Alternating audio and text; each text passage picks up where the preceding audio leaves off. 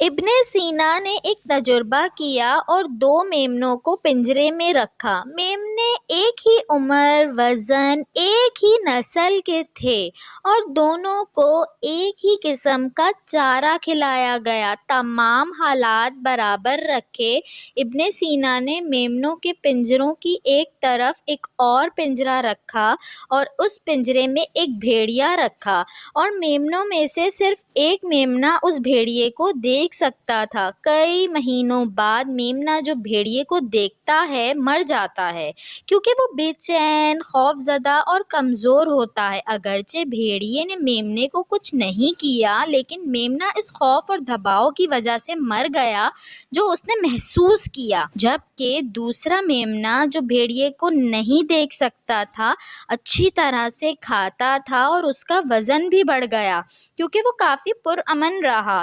اس تجربے میں ابن سینا نے صحت اور جسم پر ذہنی اثرات کے مثبت اور منفی اثرات کا مشاہدہ کیا۔ غیر ضروری خوف، فکر، اضطراب اور تناؤ انسانی جسم کو نقصان پہنچاتے ہیں۔